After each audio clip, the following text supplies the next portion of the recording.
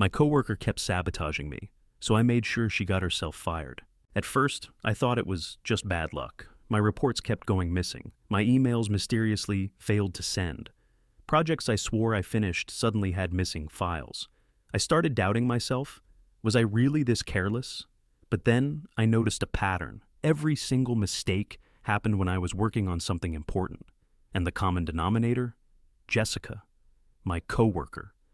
She played it off like she was my friend, smiling, chatting, acting like she had my back.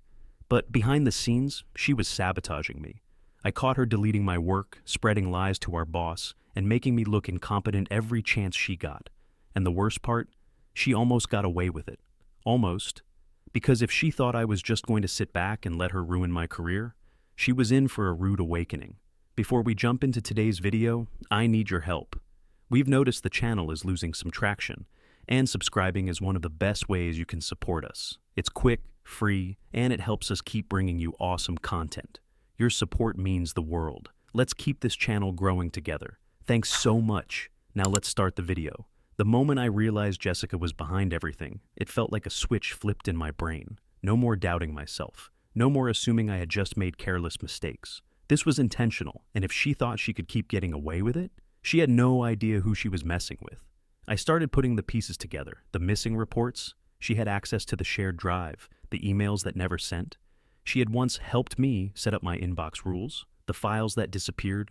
She was always the last one in the office when I left. It all made sense now. I had two options. I could march straight to our boss, demand a meeting, and call her out right then and there. But Jessica was too smart for that. She'd play the victim, twist things around, and somehow make me look paranoid and unprofessional. No, I needed to be smart about this. If I was going to take her down, I had to make sure there was no way out for her. So I did what any patient, calculated person would do. I set a trap. I backed up every single important file on a separate flash drive. I started BCCing myself on every email I sent, making sure I had records of everything. And then I did something risky. I planted fake mistakes, tiny errors in reports, numbers that were just a little off, files saved with slightly incorrect names, things that wouldn't actually impact the project but would look bad if someone were to fix them. And sure enough, Jessica took the bait. The next morning, one of those mistakes was magically corrected before I even had the chance to look at it. That meant she was going into my files. That meant she wasn't just sabotaging me. She was exposing herself. And now, I had her exactly where I wanted her. Now that I knew Jessica was actively messing with my work, I doubled down on my plan. I started treating my every move like a chess game, thinking 2 steps ahead, making sure every file, every email, and every report was accounted for. I wanted her to think she was still winning, that I was still clueless, so I started acting frustrated. Every time something went missing or a report mysteriously changed, I made a show of sighing, rubbing my temples, muttering about how I needed to be more careful. And Jessica, she was eating it up. She'd smile sympathetically, tell me, "Don't stress too much, mistakes happen," all while knowing damn well she was the one causing them. But what she didn't know, I was watching her every move. One night, I stayed late at the office, not working, just waiting. I wanted to see exactly what she did when she thought no one was around. So I dimmed my screen, pretended to be focused, and kept my ears open. Sure enough, around 6:45 p.m., I heard her chair squeak as she got up. I didn't move, I just listened. Click, click, click. Her keyboard clattered as she typed something. Then, silence. I glanced at the reflection in my darkened monitor and saw her standing over my desk. My heart pounded, but I stayed still. She leaned forward, her hand hovering over my keyboard. I couldn't see what she was doing, but I didn't need to. She was either deleting something or fixing another one of my mistakes. I gritted my teeth, keeping my hands still. If I turned around too soon, she'd know I was onto her. So instead, I waited. A few seconds later, she straightened up and walked away like nothing happened. The moment she was out of sight, I checked my computer, and there it was. My entire project folder had been deleted. That was the moment I knew. I wasn't just dealing with an office bully. Jessica was actively trying to sabotage my career. And now, it was time to destroy hers. The second I saw my project folder wiped from the system, I felt my blood boil. But instead of panicking, I took a deep breath, leaned back in my chair, and smiled. Because what Jessica didn't know, I had already backed up everything. I opened my personal drive, and within seconds, restored every single file. My project was back, untouched, as if she had never laid a hand on it. But I wasn't done. I needed solid proof, something I could take straight to our boss and make sure she couldn't twist the narrative. So I pulled up my security camera. See, most people didn't realize that our office computers logged every action, every deletion, every file move, every single keystroke left behind a digital footprint. And guess what? Jessica's name was all over it. The log showed everything. At exactly 6:47 p.m., her account accessed my shared folder. A minute later, files were deleted. It was the perfect evidence, time-stamped, indisputable, and ready to be used against her. But I didn't just want proof. I wanted to catch her red-handed, so I did something risky. The next morning, I walked into the office acting completely normal. I greeted Jessica like usual, set up my workstation, and made sure to leave my screen unlocked when I went to grab coffee. I wanted to see if she'd try again. And sure enough, she did. I came back just in time to see Jessica at my desk. She was scrolling through my emails, her fingers moving fast over the keyboard. The moment she saw me, she jumped back, her face turning white. "Oh, I was just checking if you needed help with the report," she stammered, forcing a smile. I tilted my head, letting the silence stretch. She knew she'd just been caught. I smiled, slow and deliberate. "Oh, don't worry, Jessica," I said, my voice calm. "I have everything under control." She had no idea how true that was, because now I had all the evidence I needed to ruin her. Jessica must have sensed that something was off because, for the rest of the morning, she kept glancing at me. She was probably trying to figure out if I had actually caught her, or if she had somehow gotten away with it, but I didn't react. I let her sit in her own paranoia, let her stew in her own guilt. I wanted her to feel the pressure.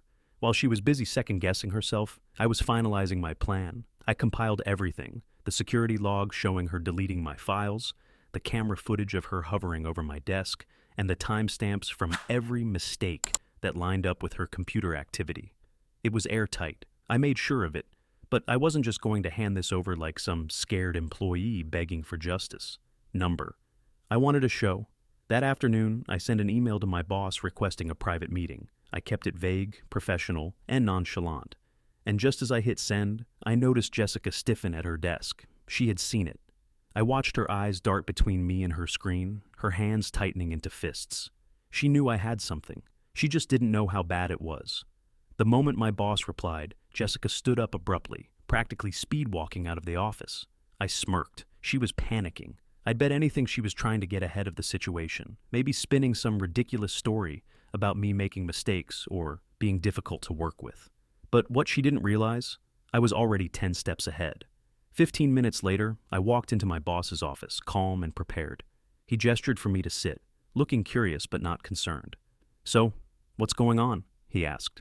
I took a deep breath, pulled out my stack of evidence, and placed it on the desk. "I need to report something serious," I said, keeping my voice even. "It's about Jessica." The moment he started flipping through the pages, his expression hardened. I knew right then and there, she was done. My boss's eyes moved across the pages, his brows furrowing deeper with each piece of evidence. The security logs, the deleted files, the timestamps, it was all there. He flipped through the documents in silence, his jaw tightening. When he reached the part where Jessica was caught physically at my desk, his lips pressed into a thin line. That was the moment I knew. I had won. He set the papers down, exhaling sharply. "How long has this been going on?" he asked. I leaned forward. "Months. I thought I was making mistakes at first, but then I noticed a pattern. That's when I started tracking everything. She's been deliberately deleting my work, tampering with my reports, and even trying to get into my email." I gestured toward the folder. "Every bit of this is verifiable. I didn't want to come to you until I had undeniable proof." My boss nodded slowly, his fingers tapping against the desk. "This is serious," he muttered. "And you're sure she has no idea you've been gathering this?" I smirked. "Oh, she knows something is up, but she doesn't know how deep she's in it yet." He ran a hand over his face, looking both furious and impressed. "Well, she's about to find out." And then he picked up the phone. "Send Jessica to my office, now." I barely resisted the urge to grin. This was it. Less than 5 minutes later, Jessica walked in, her usual fake confidence in place, but I could see it in her eyes. She was nervous. She shot me a quick glance, then turned to our boss. "You wanted to see me?" she asked, voice tight. He didn't waste time. "Sit down." She hesitated but obeyed. Then he slid the folder of evidence toward her. "I want you to take a look at this," he said coolly. Jessica's face drained of color. She hesitated before reaching for the papers, her hands shaking slightly as she flipped through them. With every page, I saw her panic rise, her breath quickening, her lips parting as if to speak. But she had nothing. And then my boss said the words I had been waiting for. "Would you like to explain why you've been sabotaging your coworker?" Jessica's mouth opened and closed, but no sound came out. She was caught. And now, it was time to watch her crash and burn. Jessica stared at the documents, her face pale as a ghost. I could practically hear the gears turning in her head as she scrambled to come up with an excuse, some way to weasel out of this. But there was no way out. The evidence was right in front of her, clear as day. I don't know what this is," she finally stammered, forcing a nervous laugh. "There must be some kind of mistake." My boss leaned back in his chair, crossing his arms. "A mistake?" His voice was calm, but there was an edge to it. He tapped a finger on the folder. "Because from where I'm sitting, it looks like you've been deliberately sabotaging a member of your own team.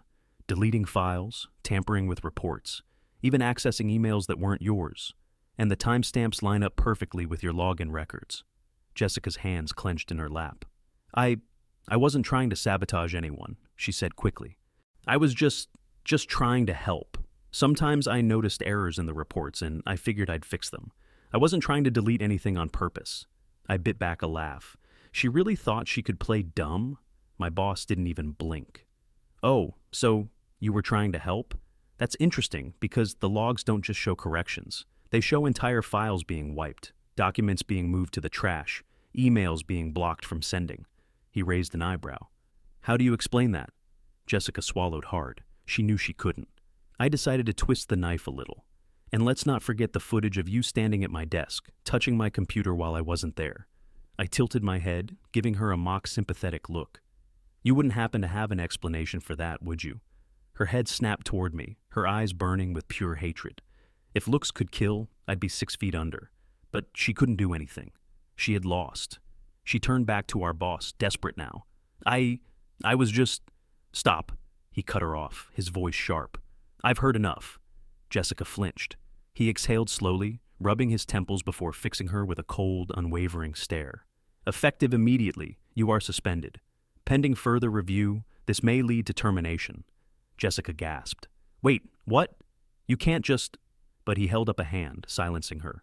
"You will not access any company files, you will not log into your work account, and you will not return to this office unless instructed otherwise." His voice dropped lower. "Do you understand me?" Jessica's mouth opened, then shut. Her whole body was trembling. I saw it. The realization that she had just ruined herself. And me? I just sat back and watched karma do its thing. Jessica looked like she wanted to argue, like she was desperate to talk her way out of this. But there was no talking her way out. The evidence was too solid. The decision was already made.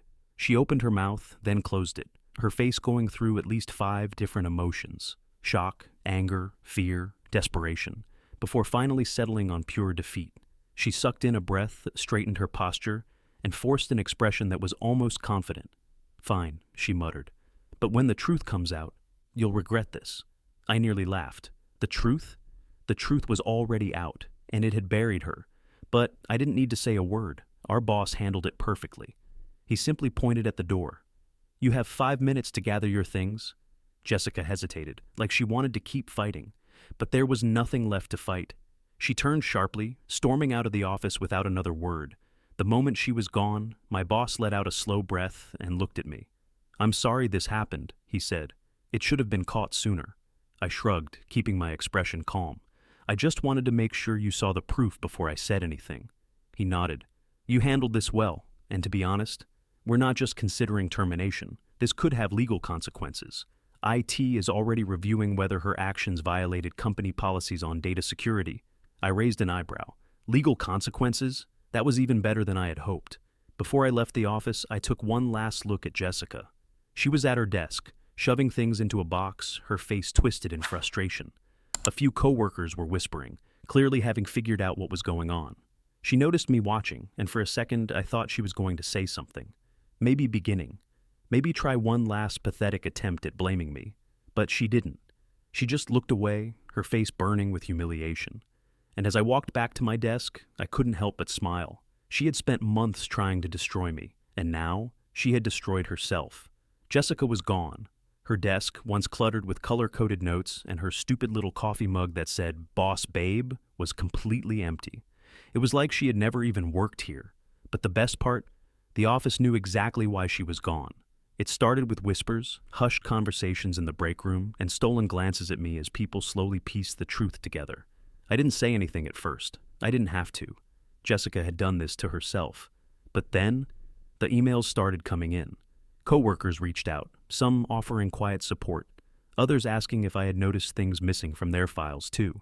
Turns out, Jessica had been pulling this stunt on multiple people. She had been messing with reports, subtly changing numbers, deleting key information, not just mine, but anyone she saw as competition. She wasn't just a petty office bully, she was a serial saboteur. That's when I realized Jessica wasn't coming back. Our boss sent out an official email that same afternoon.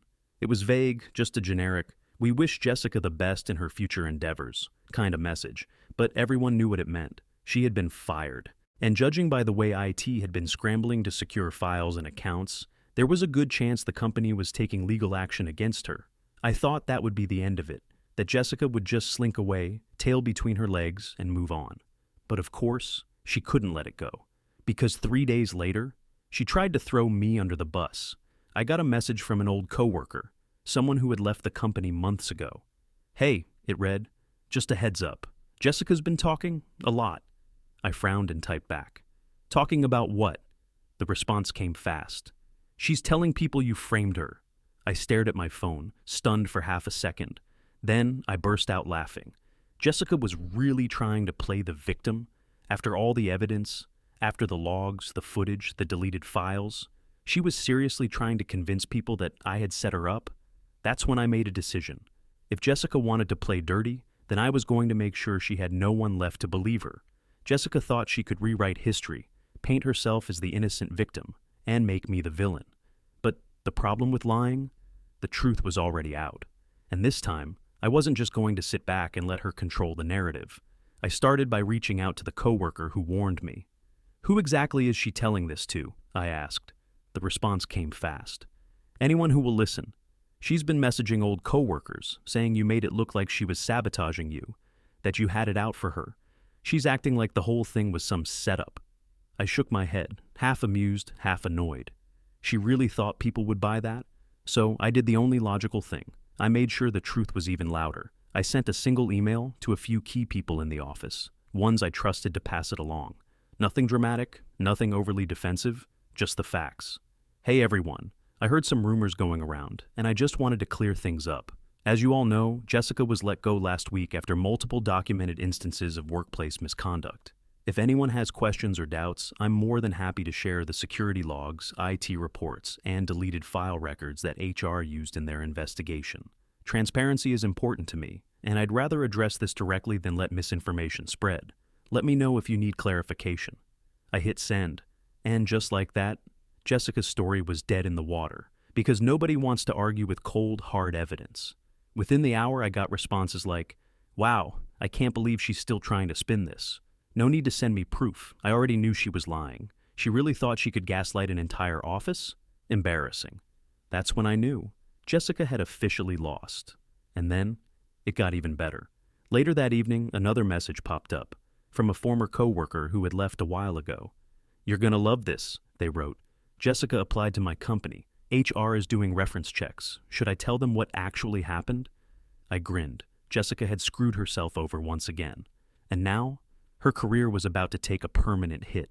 Jessica had spent months sabotaging me, trying to ruin my reputation, and making my life hell at work. Now, she had destroyed her own future. The second my former coworker told me she had applied to their company, I knew exactly what to do. I typed back fast. "Tell them the truth, every detail." The response came almost immediately. "Already ahead of you, their HR team asked if she left on good terms, and I sent them the full rundown. They weren't happy." I leaned back in my chair, grinning. Jessica had no idea the industry was small. That word traveled fast, that the people she screwed over would remember. And now, she had just killed her chances at another job. A few days later, I got another message. Jessica didn't get the job. Apparently, HR confronted her about the incident at our company, and she completely melted down. Tried to blame you, got defensive, and basically confirmed she's a walking disaster. They told her they were moving in a different direction. I laughed out loud. It was too perfect. Jessica had finally faced the consequences of her actions. Not just losing her job, but burning every bridge she had. And me? I was thriving. My boss actually commended me for how I handled everything. A month later, I even got a promotion. The same one Jessica had probably been gunning for when she tried to take me down. But the real cherry on top? I never heard from Jessica again. Not a single call, not a single email. It was like she had vanished. And honestly, good riddance. She thought she could play dirty and get away with it. She thought she was untouchable. But in the end, she played herself. Some people will do anything to bring you down. They'll lie, sabotage, and manipulate just to get ahead. But the truth, it always catches up. Stay smart, keep records, and let karma do the rest. Now, I want to hear from you. Have you ever had a toxic coworker try to ruin you? How did you handle it? Drop your stories in the comments. And if you made it this far, don't forget to like and subscribe. See you in the next one.